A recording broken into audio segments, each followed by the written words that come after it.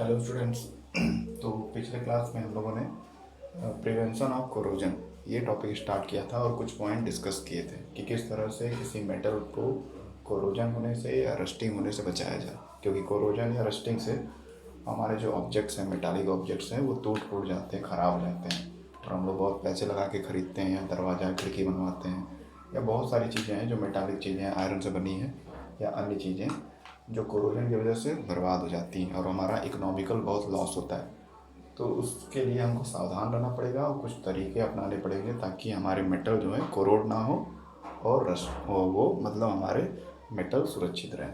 तो पहला हम लोगों ने डिस्कस किया था कि by applying oil, grease, paint, oil लगाकर, मशीन ऑयल जिसको बोलते हैं, ग्रीज, पेंट एक्सेट्रा लगाकर हम लोग मेटालिक जो भी चीज़ें हैं हमारे घर की या इंडस्ट्रियल चीज़ें, उनको हम लोग रस्टिंग से या कोरोजन से बचा सकते हैं, क्योंकि ये ऑयल, ग्रीज, पेंट जो है ऑक्सीजन के सप्लाई को ब्लॉक कर देते हैं। ऑक्सीजन जो है हमारे मेटल के सरफेस तक पहुंच ही नहीं पाएगा, क्योंकि उसके ऊपर हम लोगों ने ऑयल लगा दिया रहता है या ग्रीज लगा देते हैं या पेंट लगा देते हैं।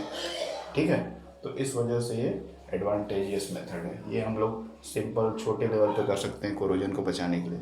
और बड़े लेवल पे देखा जाए तो by applying thin layer of zinc metal over iron articles. Iron article या और कोई भी मेटल हो, मोस्टली आयरन के केस में ही किया जाता है कि क्योंकि आयरन का यूज बहुत सारा है हमारे इंडस्ट्री, हमारे घरों में, क्योंकि ये ज़्यादा अवेलेबल होता है हमारे अर्थ क्रस्ट से, है ना।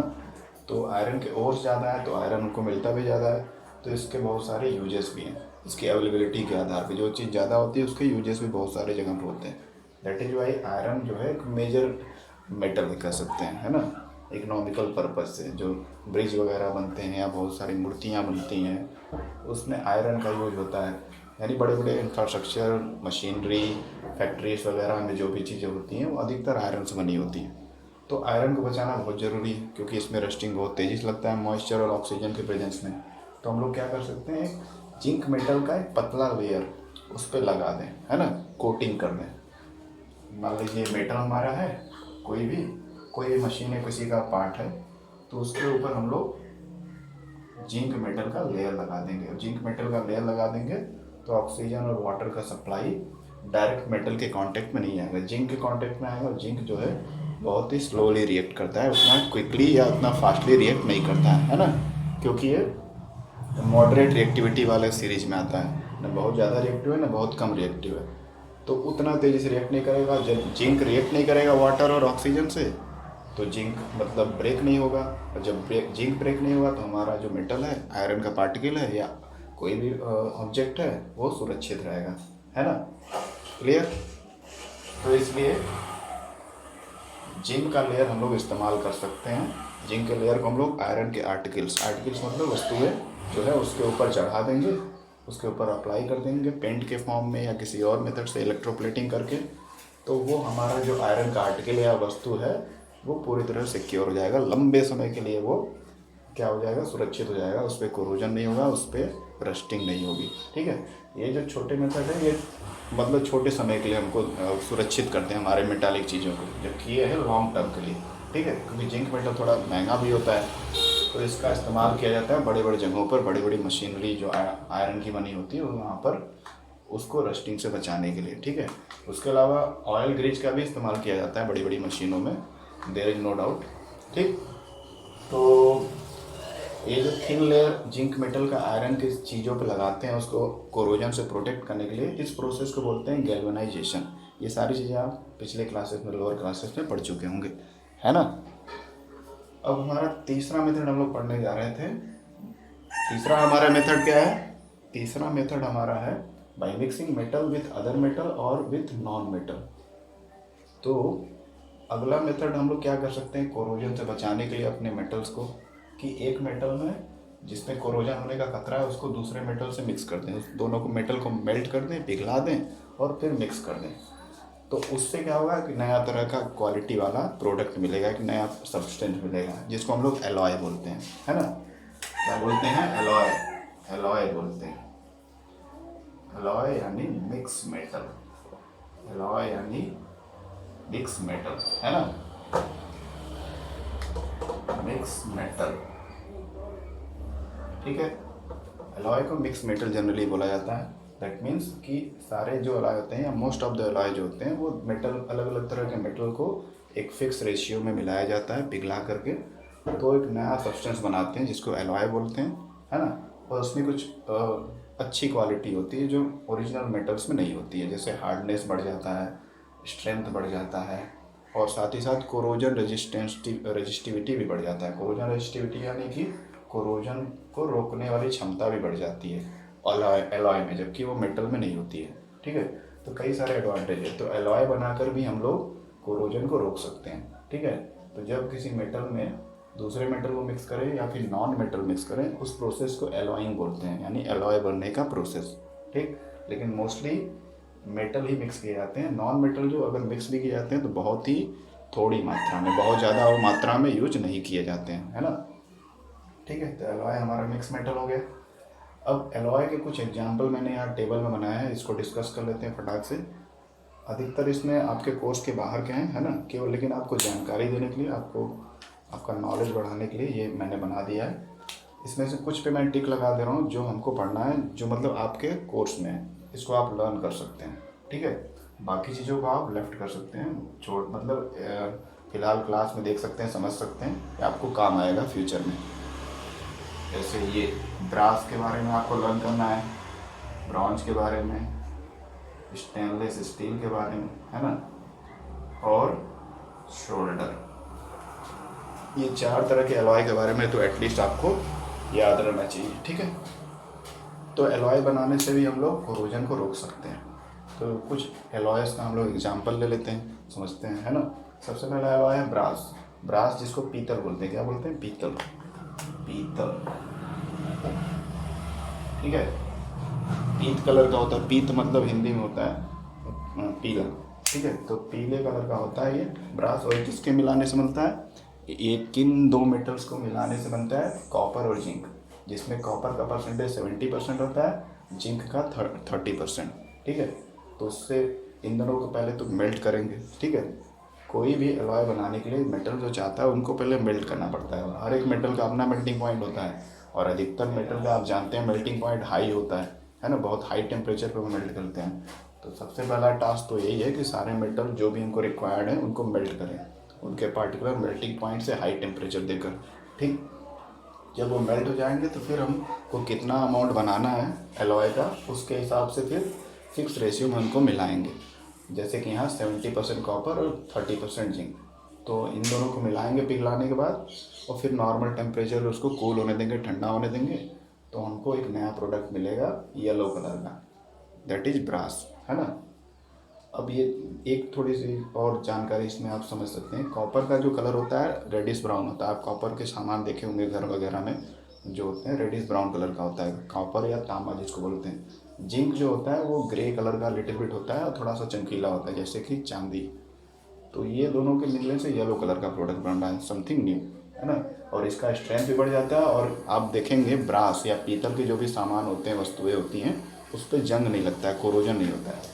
और जबकि कॉपर ऐसे रहेगा तो कॉपर कार्बोनेट बना लेगा CO2 से रिएक्शन करके, और उसका रस्टिंग होगा, मतलब कोरोजन होगा, ठीक है। तो कोरोजन को बचाने के लिए बहुत अच्छा मेथड है कि हम लोग एलॉय बनाएं, है ना। तो कॉपर पे कोरोजन हो रहा था, कॉपर पे कोरोजन को बचाना भी है, और तो क्या करें, हमने जिंक मेटल मिला दिया इतना परसेंट में पिघला करके, अब उससे बन गया एक नया हमारा मटेरियल जिसपे कोरोजन का कोई असर ही नहीं है, कोरोजन होता ही नहीं है। तो ये बेनिफिट हो गया, है ना। अब ये ब्रास का यूज कहाँ होता है, कुकिंग यूटेंसिल्स, घर में जो बर्तन वगैरह होते हैं खाने पीने की, उसको बनाने के लिए ब्रास का यूज होता है, पीतल का, ठीक। उसके अलावा ब्रास का मूर्ति वगैरह भी बनता है, आप देखते होंगे, है ना। सेकंड हमारा जो एलॉय है दैट इज मुंज मेटल। दूसरा क्या है, मुंज मेटल, ये एलॉय का नाम है। ये किसके किसके मिलाने से बनता है, कॉपर और जिंक। ये भी कॉपर और जिंक को मिलाने से बनता है, लेकिन यहाँ पे कॉपर और जिंक का परसेंटेज डिफरेंट है। यहाँ पे कॉपर 60% लेंगे और 40% जिंक। तो हम इनको मिक्स करेंगे और फिर कूल डाउन करेंगे, तो जो हमको एलॉय या सब्सटेंस मिलेगा दैट इज मुंज मेटल। और इसका यूज कहाँ होता है, कॉइन मेकिंग में, कहाँ पे, सिक्के बनाने में। जो सिक्का होता है करेंसी का, उसको बनाने में इसका इस्तेमाल होता है। अब ये क्या होता है, इसको दिखाने के लिए सिक्का मैं निकाल रहा हूँ, है ना, ठीक है। तो यहाँ पे आप देख रहे होंगे ये कई सारे सिक्के हैं, आजकल लेटेस्ट सिक्के कुछ सालों से आ रहे हैं ऐसे चमकीले टाइप के, है ना, ये देखे होंगे आप, आपके पास होगा भी डेफिनेटली। तो ये सिक्के जो हैं आयरन के सिक्के हैं, इस पर क्रोमियम और निकिन का प्लेटिंग है, इसलिए इस पर कोरोजन नहीं होता है। लेकिन जैसे ही इसको बहुत ज़्यादा खुरद देंगे तो क्या होगा कि फिर इसमें जंग लगने लगता है ना। तो ये आयरन के बने हुए हमारे सिक्के हैं और इसमें निकिल और क्रोमियम का प्लेटिंग है, इलेक्ट्रो प्लेटिंग है।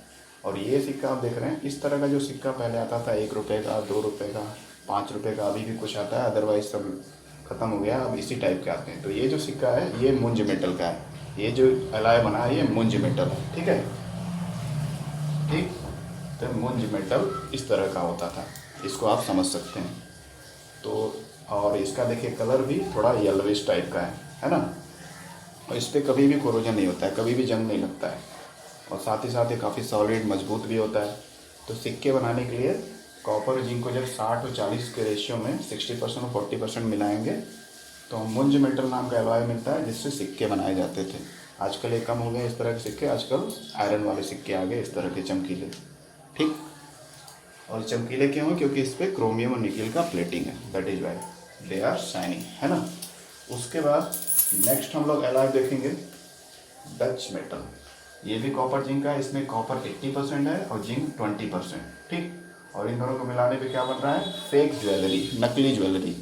नकली जैसे शादियों में आप देखते होंगे जो दुल्हन होती है खूब ढेर सारा ज्वेलरी वगैरह पहनी रहती है, मतलब बहुत ज़्यादा पूरा बॉडी लदा होता है। जबकि मिडिल क्लास फैमिली की भी, मतलब मिडिल क्लास में भी ऐसे लोग गेटअप पहन के आते हैं दुल्हन वगैरह शादी में।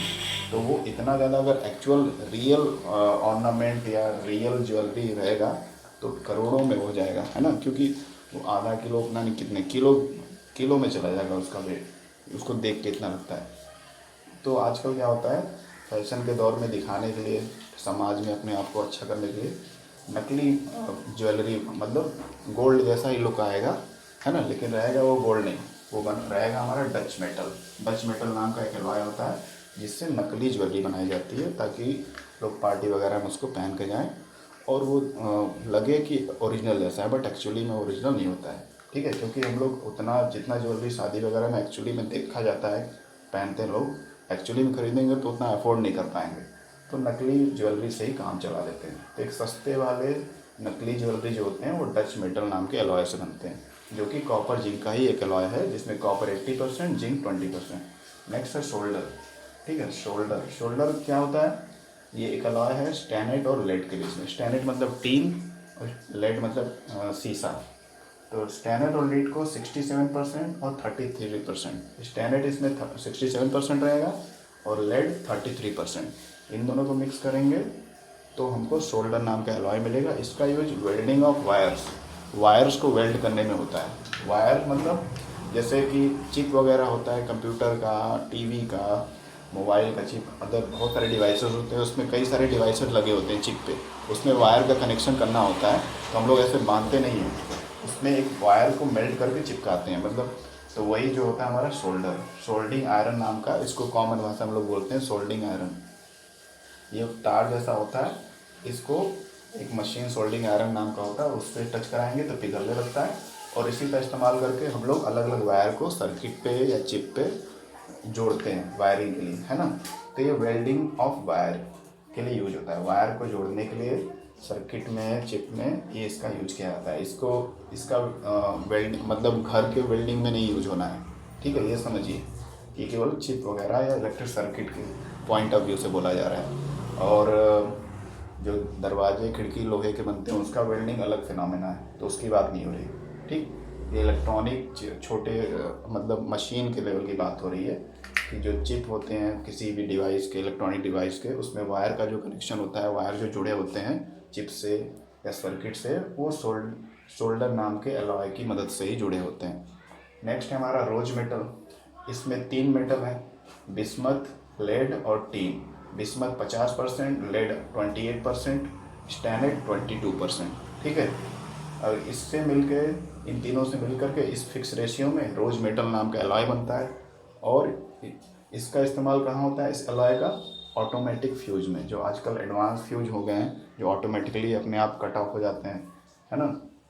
तो उस तरह के फ्यूज में इस रोज मेटल नाम के एलॉय का इस्तेमाल किया जाता है या इसके वायर का इस्तेमाल किया जाता है। नेक्स्ट है हमारा ब्रॉन्ज। Bronze alloy.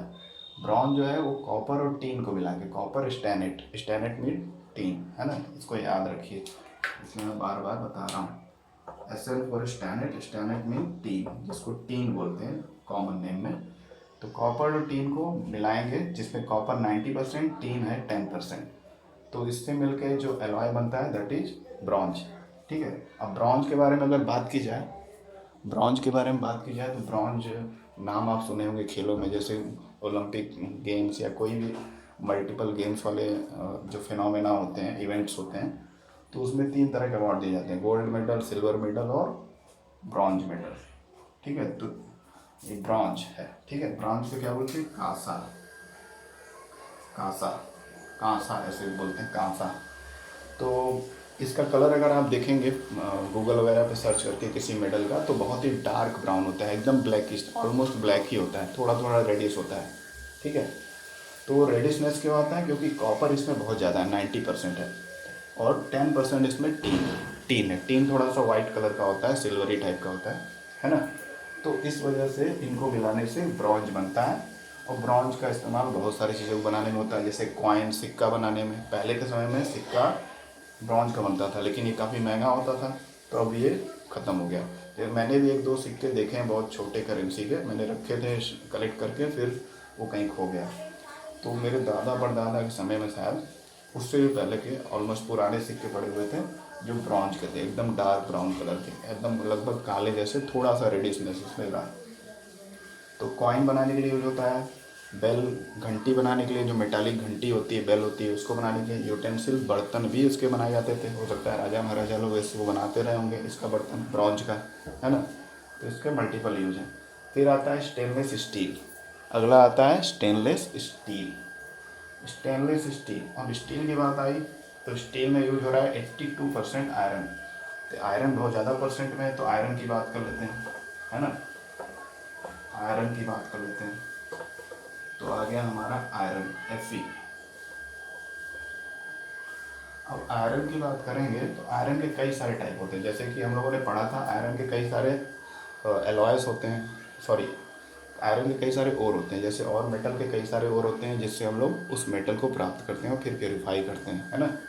तो आयरन के भी कई सारे ओर हैं, और हर एक ओर से अलग अलग थोड़ा सा क्वालिटी वाला आयरन मिलता है।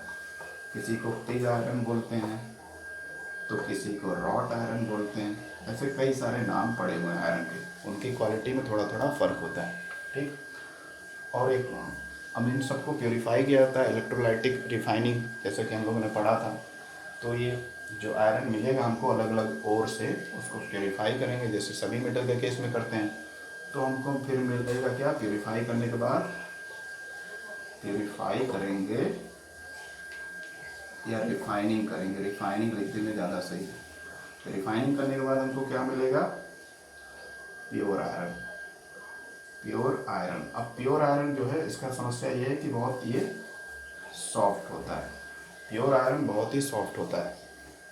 तो सॉफ्ट है तो इसको कोई आकार हम लोग दे नहीं पाएंगे, क्योंकि टेढ़ा मेढ़ा हो जाएगा। जैसे हमको दरवाज़ा बनाना है, खिड़की बनाना है, रॉड बनाना है, पोल बनाना है, इस तरह के बहुत सारे इसके यूजेस हैं आयरन के, लेकिन प्योर आयरन से बन नहीं पाएगा क्योंकि ये सॉफ्ट होता है। तब इस समस्या को कैसे निपटेंगे? अब ये समस्या आ गई। तो इस सॉफ्ट आयरन में रिसर्च करके देखा गया, तो जब प्योर आयरन में कार्बन मिला देते हैं, कार्बन बहुत ही थोड़ी मात्रा में, यानी कि एक नॉन मेटल, कार्बन एक नॉन मेटल है ना। तो जब प्योर आयरन में कार्बन मिला देते हैं, तब वो आयरन जो होता है हार्ड हो जाता है, हार्ड एंड स्टिफ, मतलब काफ़ी स्ट्रेंथफुल हो जाता है, काफ़ी कठोर हो जाता है। तो ये भी एक तरह का एलॉय मेकिंग हो गया, है ना। यहाँ पे एक metal pure iron non metal से मिल रहा है, नॉन मेटल यहाँ पर क्या है? कार्बन। तो प्योर आयरन सॉफ्ट था, कार्बन से मिल, थोड़ा सा कार्बन बहुत ही थोड़ी मात्रा में मिला है, तो वो हार्ड आयरन में कन्वर्ट हो गया। अब हार्ड आयरन जब बन गया तो उसके मल्टीपल यूज हो गए, उसके बहुत सारे इस्तेमाल हैं, औजार बनाना है, बहुत सारे रॉड वगैरह जो भी बनाना है सब कुछ बना सकते हैं, जब वो आयरन हार्ड हो। सॉफ्ट के केस में बहुत ही मुश्किल होगा कोई भी स्ट्रक्चर उसको देना, है ना। तो आयरन और प्योर आयरन और कार्बन को मिलाने से आयरन का सॉफ्टनेस ख़त्म हो जाता है और आयरन हार्ड हो जाता है और फिर वो कई सारे यूज में इस्तेमाल होता है। ठीक।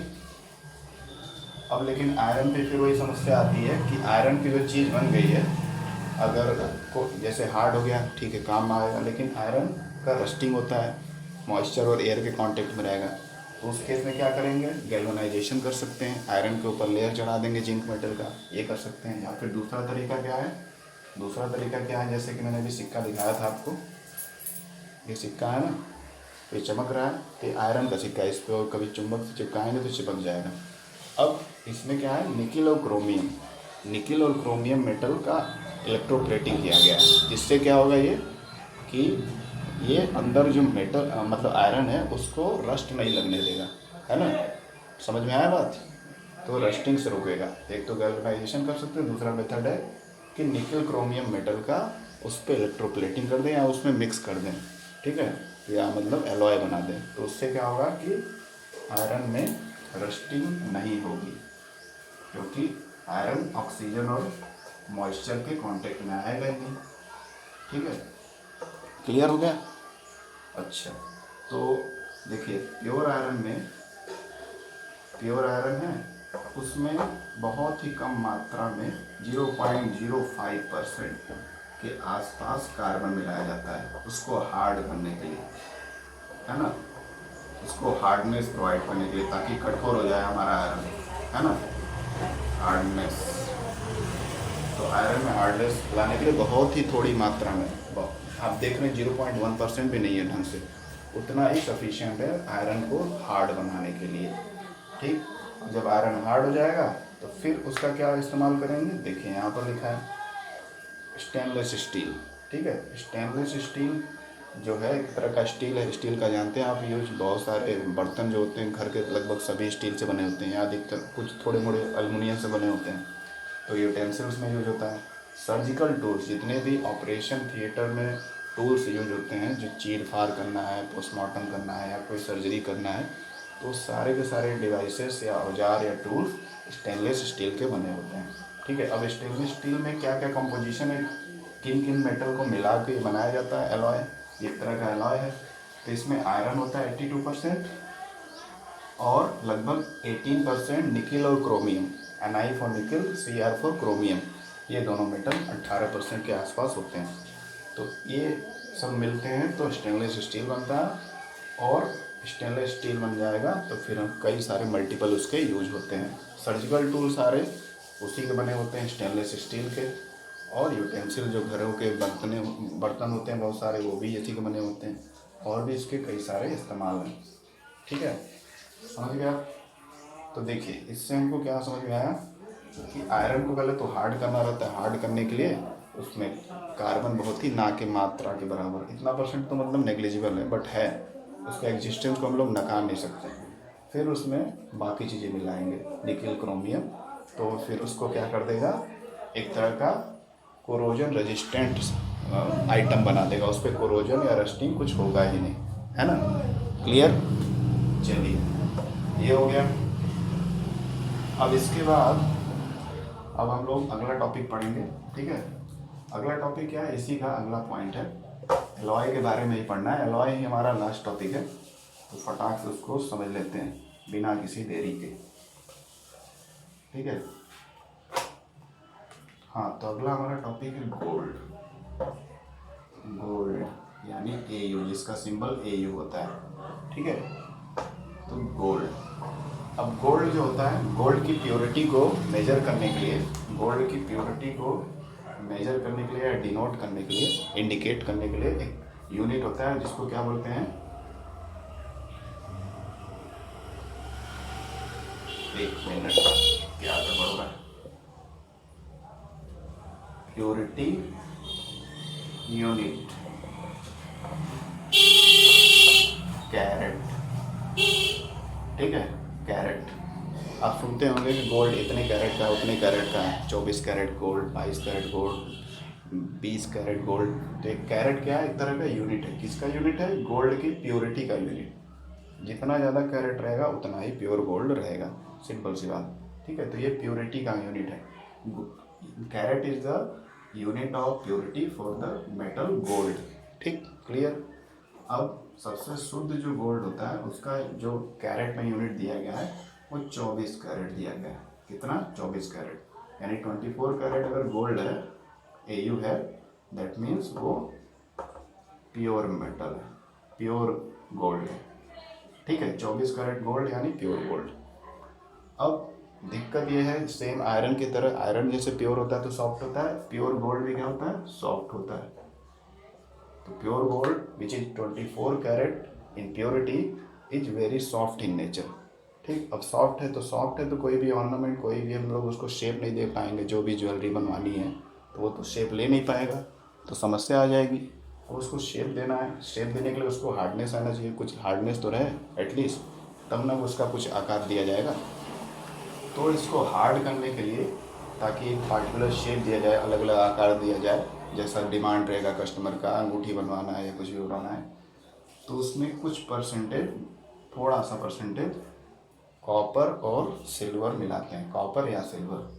ठीक है, तो मार्केट में जो गोल्ड मिलता है that is 22 carat gold. Market में जो गोल्ड मिलता है वो 22 कैरेट गोल्ड है। इसका मतलब क्या हुआ? ये हमारा स्टैंडर्ड गोल्ड का वैल्यू है ना। स्टैंडर्ड गोल्ड का वैल्यू में क्या दिया है? कितना कैरेट है? 24 कैरेट। ठीक है, 24 कैरेट एकदम प्योर होता है, सॉफ्ट होता है। लेकिन हमको मार्केट में कौन सा गोल्ड मिलता है? 22 कैरेट वाला, यानी इसमें 2 कैरेट की कमी है। तो 2 कैरेट इसमें क्या मिलाया जाता है? कॉपर या सिल्वर। ठीक है, तो इसमें 22 पार्ट्स गोल्ड होता है प्लस 2 पार्ट्स कॉपर या सिल्वर होता है। ये डिपेंड करता है किस तरह का उनको ऑर्नामेंट बनवाना है, उसके आधार पर कॉपर या सिल्वर मिलाया जाता है। ठीक है, तो हम लोग जो भी ज्वेलरी वगैरह खरीदते हैं सोनार की दुकान से, गोल्ड स्मिथ की दुकान से, जो भी बोलते हैं हम लोग, तो सराफा दुकान से, तो वो 22 कैरेट वाला गोल्ड खरीदते हैं, क्योंकि वो हार्ड होता है। हार्डनेस उसमें कैसे आता है? क्योंकि उसमें 2 पार्ट्स सिल्वर या गोल्ड मिलाते हैं, तो ये कुल मिला के 24 कैरेट हो गया, है ना। 24 कैरेट, लेकिन टोटल गोल्ड नहीं है, उसमें 22 कैरेट ही गोल्ड है, बाकी 2 कैरेट उसमें सिल्वर या कॉपर मिलाया गया, ताकि वो गोल्ड जो है थोड़ा हार्ड हो जाए और तब उसको पार्टिकुलर शेप दिया जा सके। ठीक है, क्लियर। चलिए, ये हो गया। तो ये भी फिनोमेना एक तरह का क्या है? ये भी एलॉय मेकिंग ही है, एलॉइंग है ना। यहाँ भी एलॉय बन रहा है, यहाँ गोल्ड में सिल्वर या कॉपर मिलाया जा रहा है ताकि उसमें स्ट्रेंथ आ जाए। तो साथ ही साथ आप देखते होंगे गोल्ड में कोरोजन नहीं होता है ना, उस पर रस्ट नहीं लगता है, तो ये भी एडवांटेज है। और जितना भी गोल्ड हम लोग देखते हैं अपने आसपास जो भी पहनता है, वो सारे के सारे 22 कैरेट वाले ही हैं। तो 22 कैरेट वाले गोल्ड पे कभी भी जंग नहीं लगता है, तो उसका सीधा सा अर्थ मान सकते हैं हम लोग कि एलॉय जो बना है 22 कैरेट गोल्ड और 2 कैरेट कॉपर या सिल्वर से, उसकी वजह से उसमें जंग वंग नहीं लगता है, कोरोजन नहीं होता है। ठीक, अच्छा, ये हो गया। अब हमारा नेक्स्ट टॉपिक है, हाँ, नेक्स्ट टॉपिक क्या है हमारा? ये भी एलॉय पर ही अगला टॉपिक, सब एग्जाम्पल्स चल रहे हैं। अगला है मरकरी। मरकरी मेटल जो लिक्विड फॉर्म होता है, जिसका सिंबल Hg होता है। ठीक है, तो अब मरकरी में क्या हो गया? मरकरी में कुछ खास नहीं पढ़ना है, हल्का सा इंट्रो है। तो मरकरी जो मेटल है वो लिक्विड फॉर्म में होता है। ठीक, और मरकरी किसी किसी मेटल में मिलाया जाता है। ठीक है, तो मरकरी जिसके साथ एलॉय बनाता है, किसी मेटल में उसको मिक्स किया जाता है, तो उस प्रोसेस को बोलते हैं एमालगमेशन।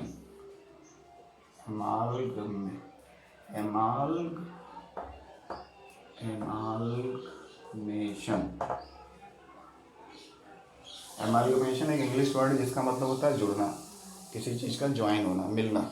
ठीक है, तो मरकरी जहाँ भी किसी भी एलॉय में रहेगा उसको हम लोग एमालगम बोलेंगे, और उस प्रोसेस को एमालगमेशन बोलते हैं। ठीक है, मान लीजिए एक एग्जांपल है ना, एग्जांपल है कि सोडियम एमालगम बोला गया, कोई वर्ड है, मान लीजिए सोडियम एमालगम। ठीक है, तो जब भी केमिस्ट्री में एमालगम शब्द आएगा तो उसका मतलब है कि वहाँ पे मरकरी मौजूद है, यानी मरकरी के साथ कोई चीज़ मिक्स हुआ है, एलॉय हुआ है, एलॉय बना है। ठीक है, तो सोडियम एमालगम का मतलब क्या है कि यहाँ पर सोडियम और मरकरी मिक्स होकर कोई एलॉय बनाए हैं, जिसको हम लोग सोडियम अमालगम बोल रहे हैं। ठीक है, क्लियर। ये हमारा सोडियम अमालगम का मतलब हो गया। यहाँ पर मान लीजिए और कोई मेटल का नाम रहता, मान लीजिए आयरन अमालगम बोला है, दैट मीन्स कि आयरन और मरकरी का एलॉय बना है। अमालगम शब्द जो है केमिस्ट्री के पॉइंट ऑफ व्यू से सोचेंगे, मतलब समझेंगे, तो उसका मतलब है कि मरकरी उसमें प्रेजेंट है और उसके साथ दूसरा जो नाम है वो मेटल प्रेजेंट होगा, वो दोनों मिलके एलॉय बनाएंगे। ठीक है, तो इतना ही था इसमें। अब लास्ट टॉपिक एक और है आयरन पिलर का, उसको भी देख लेते हैं। आयरन पिलर, आयरन पिलर, ठीक है। आयरन पिलर जो दिल्ली में है, उस पर एक छोटा सा पैसेज दिया हुआ है, तो इस पर जंग क्यों नहीं लगता है ना, ये क्वेश्चन है। वाई नो रस्ट, इतना साल, पता नहीं हजारों साल से वो खड़ा है, उस पर जंग नहीं लगता है, रस्ट नहीं लगता है, तो बड़ा ही अजूबा वाला विषय था। और इस पर बहुत सारा रिसर्च हुआ, और रिसर्च के बाद क्या पता चला, ये आयरन पिलर तो ओपन में, कहीं इसको ढका नहीं गया है ना, दिल्ली में है, तो इसमें जंग क्यों नहीं लगता है। ये गुप्त वंश के राजा जो थे उन्होंने बनाया था, और उसके बाद क्या हुआ, ये बिफोर क्राइस्ट की बात है, बहुत मतलब 1600-1700 साल पहले ये बनाया, ऐसा माना जाता है। और किसी हिंदू राजा ने बनाया था गुप्त वंश के। फिर बाद में जब मुग़ल आए, तो मुग़ल ने कहीं और से उखाड़ कर इसको दिल्ली में शिफ्ट करा दिया, जहाँ उनकी राजधानी होती थी मुग़लों की। ठीक है, तो तब से वहाँ पर है, तो यानी इतने हज़ारों साल से खड़ा है और इस पर रश नहीं लग रहा है, ये डिस्ट्रॉय नहीं हो रहा है, तो ये सबके एक अटेंशन का सेंटर बन गया। तो लोग इस पर रिसर्च करने लगे, साइंटिस्ट अपना दिमाग लगाने लगे, और फिर पता चला कि जो आयरन पिलर बना है, इसमें मतलब ये इसको बनाने के लिए कौन सा रॉट आयरन यूज किया गया था। कौन सा iron, wrought iron. Wrought iron एक टाइप ऑफ आयरन है जो अलग टाइप के ओर से मिलता है ना, आयरन के अलग ओर से, दूसरे ओर से। तो रॉट आयरन इसमें यूज किया गया है, और इसमें फॉस्फोरस नॉन मेटल मिक्स किया गया था, थोड़ा सा, बहुत थोड़ा सा, है ना। मेन तो हमारा आयरन ही था, बहुत थोड़ा सा फॉस्फोरस यूज किया गया था। ठीक, अब इसके साथ जब रिएक्शन होता है रॉट आयरन और फास्फोरस का, तो एक कंपाउंड बनता है। रॉट आयरन फास्फोरस रहेगा, उसके बाद बाहर से हाइड्रोजन जाएगा, है ना। बाहर से हाइड्रोजन, मतलब मॉइस्चर है तो हाइड्रोजन जाएगा और ऑक्सीजन जाएगा, तो उससे कंपाउंड बन जाता है, जिसका नाम क्या होता है, मीसावाइट।